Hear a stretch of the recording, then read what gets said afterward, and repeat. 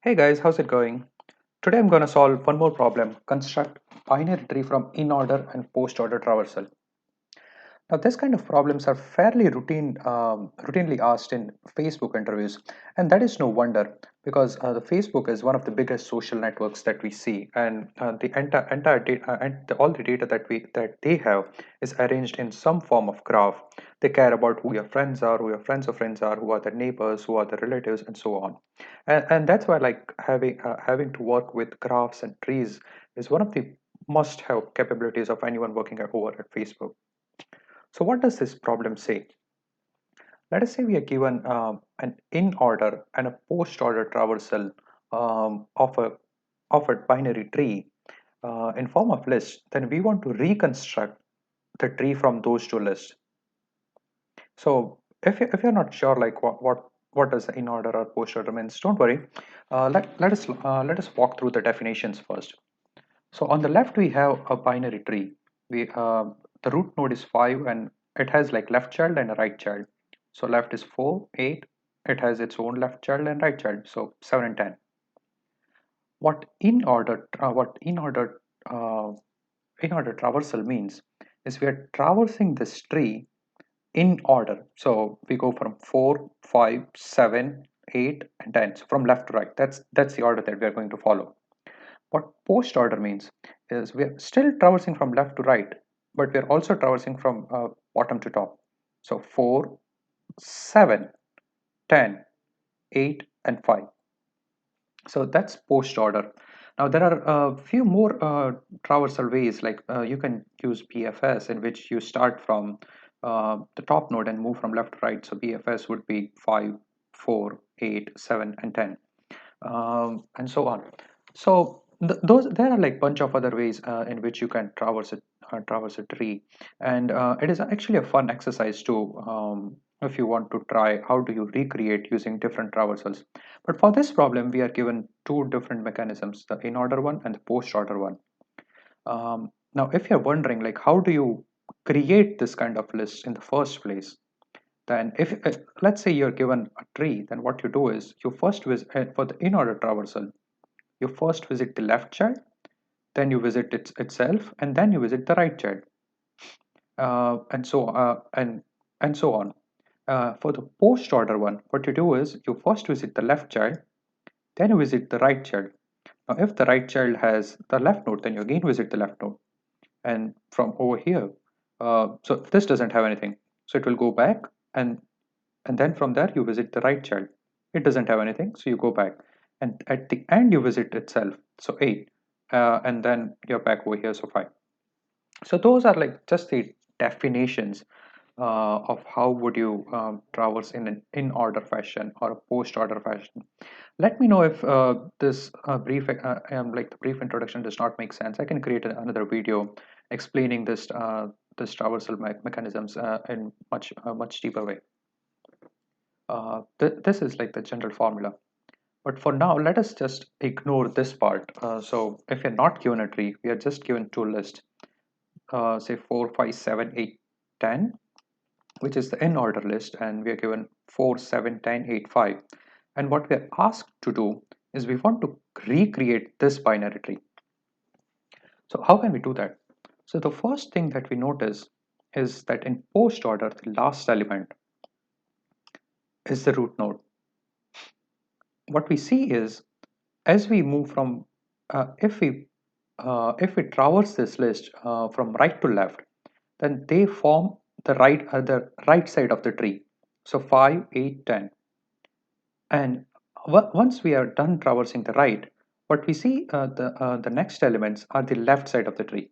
So the 7 is the left side of the left side of this node, and 4 is the left side of 5. So now we have some general idea like how the structure is, how we can recreate the structure. So let me explain you the algorithm that we can utilize if we want to recreate it. So the first thing, as we had already noticed, is the last element is going to be the right part of the subtree.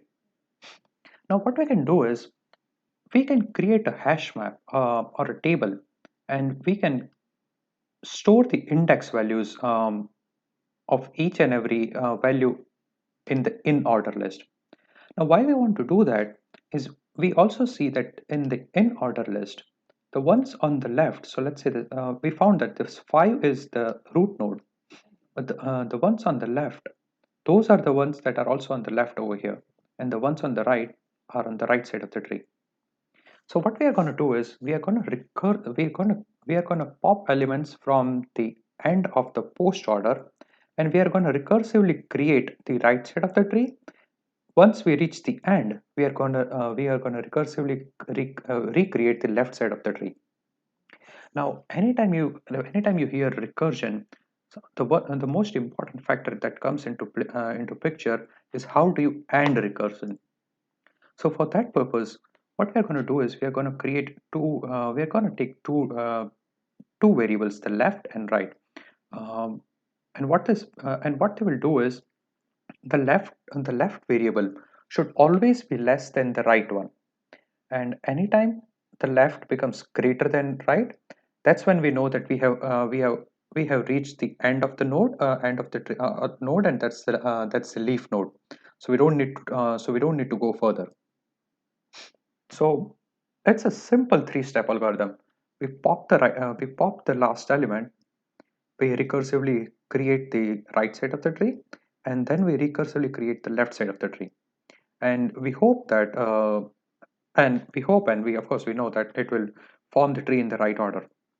Now you may ask, like, how do we maintain this two variables? Like, how do we make sure that the left and right are incremented in proper fashion? So what we're going to do is we are gonna whenever we pop an element from the post order, we are gonna check like what is the index value in the in order list. So in this case, the index value of 5 is 1. From over here, the next step is to build the right subtree. So we are supposed to move right, because we already know that in the post order the elements in right to left fashion are creating the right subtree. Now, when we move to the right, what we are going to do is we are going to increment the value of the index. So at root 5, at the node 5, we have index value of 1. So we are going to increment the value of index and assign it to left when we move on the right. If we move on the left, then what we are going to do is we are going to decrement the value of index and assign it to right. So it's in an inverse fashion. As I walk through the example, I'm sure you will understand what I'm talking about. So we have 5.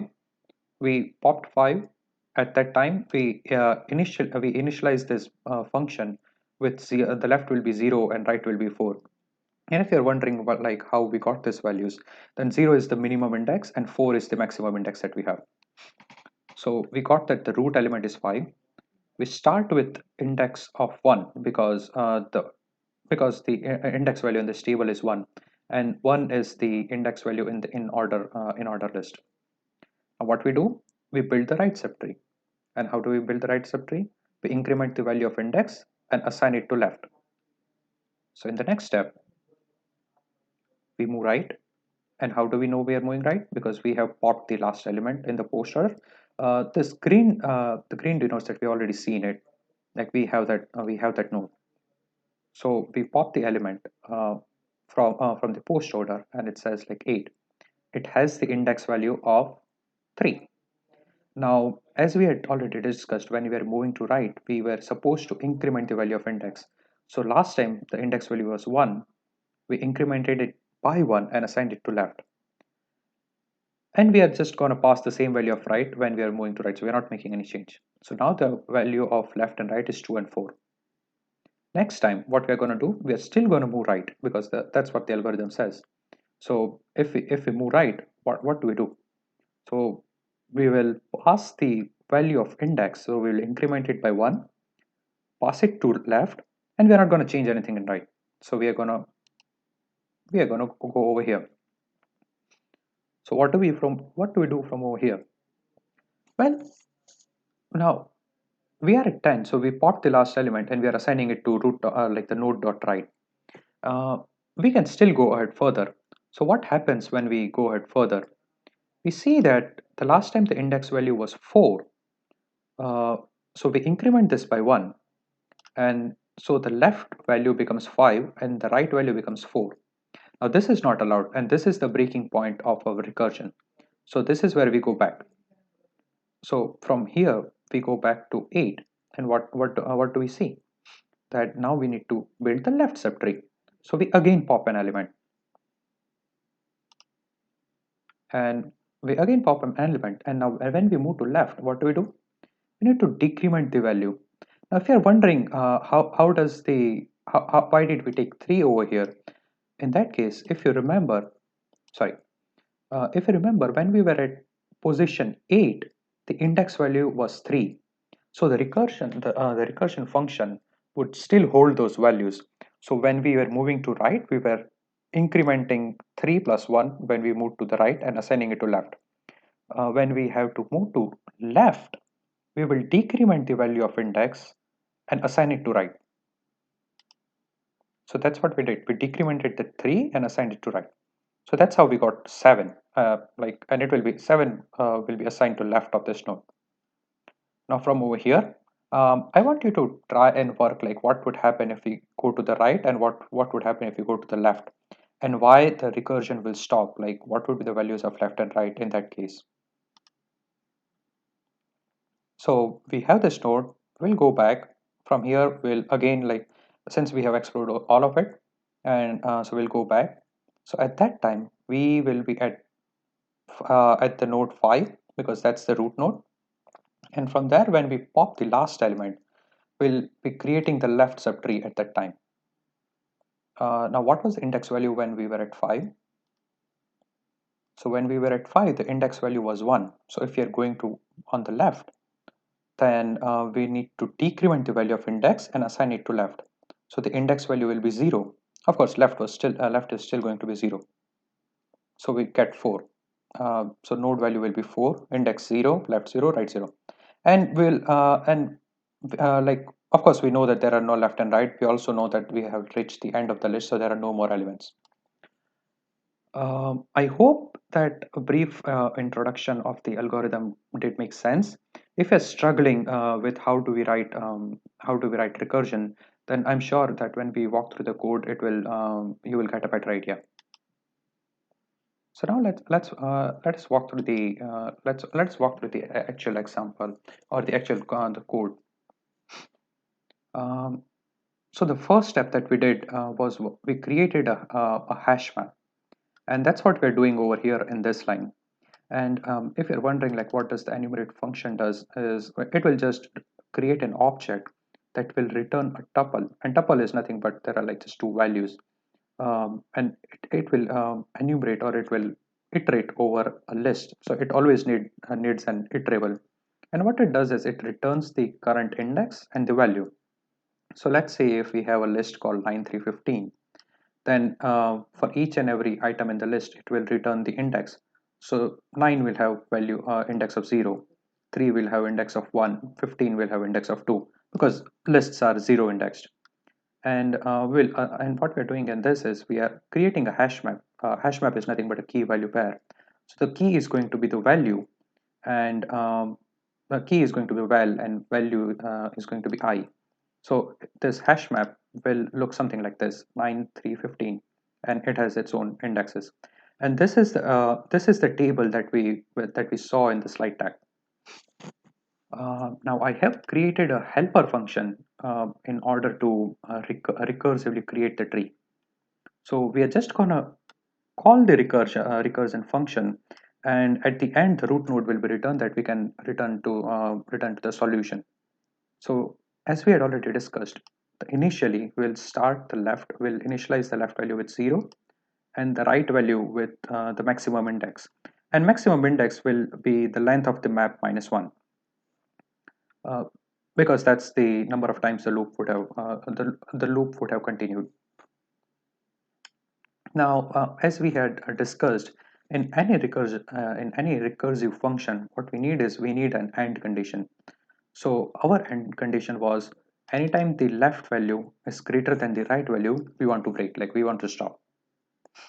Now our algorithm says we we pop or we remove the last element in the list. Now the pop function will always remove the rightmost element. So we already have a list. So we pop that rightmost element. We create a node. Fortunately for us, we have already been given the tree node, the class structure of it. So sorry. Uh, so the tree node just requires a value. The left and right can be none, can be initialized as none. So we pass the value and we get a node. What we do next? The next is we were looking for the index from the table. So that's what we are doing over here. We get the index value from the table, and what we do after that, we just move to the right. So we assign root dot right, and when we are moving to right, we want to increment the index value by 1, and we do nothing for right. When we are moving to left, we do nothing to left, and we decrement the index value by 1. So let us just see like how this would work. So initially it would start from 3 because it will pop the 3 value from the post order. It will create a node. Then it will reach this line root dot right. It will see that the index value will be 1, and it will increment it and move to right. So it will create this node. From 20 it will again go to the right, and it will create this 7. From 7 it will try to go on the right, and it will try to go on the left, but it will be returned over here. So the right and left, both nodes of 7 will be set to none. So from 7 it will go back. So at that time we would be over here for the node 20, and then we'll go to the left. So when we go to the left, it will like pop this value 15 and create the node for node over here. Now it will again try to go to the right and to the left, but this condition will be hit and it won't be able to go further.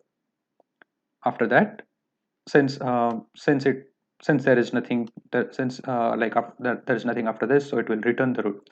So from 20 it will be returned to 3, and we had started traversing this path because of the first helper function, and so we need to do this one. So we'll move towards the left, and when we go towards the left, we'll create this the root sorry so we'll create this node 9, and once we have created that, we'll again try to go to the right and the left of 9, but that's nothing.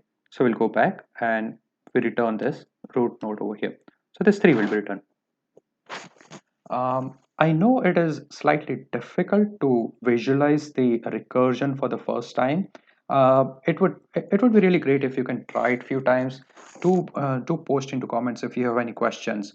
The runtime of this algorithm would be O of n, because we are looping over the entire list just once. So that's the n number of elements. The space time of this algorithm is going to be also O of n, because we are actually storing all the node elements uh, in memory. So this root at the end, like this root will hold the pointer to everything, and we are creating all the nodes. I hope that makes sense. Please let me know if you have any questions. Please like, share, subscribe.